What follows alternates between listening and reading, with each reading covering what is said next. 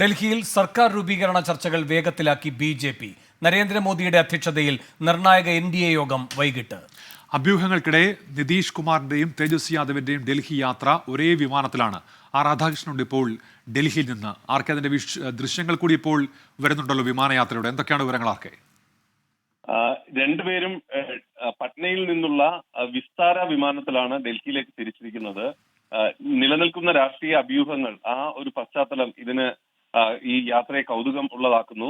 നേരത്തെ നിതീഷ് കുമാറിനെ സ്വാധീനിക്കാൻ വേണ്ടിയിട്ട് ഇന്ത്യ മുന്നണിയുടെ ഭാഗത്ത് നിന്നൊരു നീക്കം നടക്കുന്നു എന്ന വിധത്തിൽ ഉള്ള ഒരു പറഞ്ഞു കേട്ടിരുന്നു. അതിന്റെ ഒരു ഭാഗമായിട്ട് ശരത് പവാർ അദ്ദേഹവുമായിട്ട് ഫോണിൽ സംസാരിക്കുകയും ചെയ്തിരുന്നു. തേജസ്വി യാദവിനോട് ഒപ്പം നടത്തുന്ന യാത്രയിൽ രാഷ്ട്രീയ കാര്യങ്ങൾ ചർച്ച ചെയ്യും എന്ന സൂചന തേജസ്വി യാദവ് മാധ്യമങ്ങൾക്ക് നൽകുകയും ചെയ്തിട്ടുണ്ട്. നരേന്ദ്രമോദിയെ അധികാരത്തിൽ നിന്ന് മാറ്റി നിർത്താൻ ആകുന്നത് ചെയ്യും എന്നുള്ളതാണ് തേജസ്വി യാദവ് യാത്രയ്ക്ക് മുമ്പ് മാധ്യമങ്ങളോട് പറഞ്ഞത്. ആ സാഹചര്യത്തിൽ ഈ യാത്ര രാഷ്ട്രീയ പ്രാധാന്യം നൽകുന്ന ഒന്നാണ്. എന്നാൽ ഏതെങ്കിലും വിധത്തിൽ ഇക്കാര്യത്തിൽ ഒരു രാഷ്ട്രീയ പ്രാധാന്യം ഈ യാത്രയ്ക്കുണ്ട് എന്ന് നിതീഷ് കുമാറിന്റെ ക്യാമ്പ് വ്യക്തമാക്കുന്നില്ല.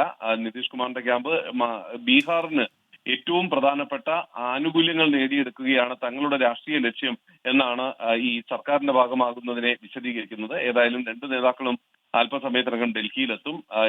തേജസ്വി യാദവ് പങ്കെടുക്കുന്നത് ഇന്ത്യ മുന്നണി യോഗത്തിലാണ്. നിതീഷ് കുമാർ പ്രധാനമന്ത്രിയുമായിട്ട് കൂടിക്കാഴ്ച നടത്തും. അതിനുശേഷം NDA യോഗത്തിൽ പങ്കെടുക്കുകയും സർക്കാർ രൂപീകരണ തീരുമാനം കൈക്കൊള്ളാൻ ഭാഗമാകുകയും ചെയ്യും എന്നാണ് ഇപ്പോൾ അറിയാൻ സാധിക്കുന്നത്. ഉന്മേഷ്. രാധാകൃഷ്ണനാണ് വിശദാംശങ്ങൾ നൽകിയത്.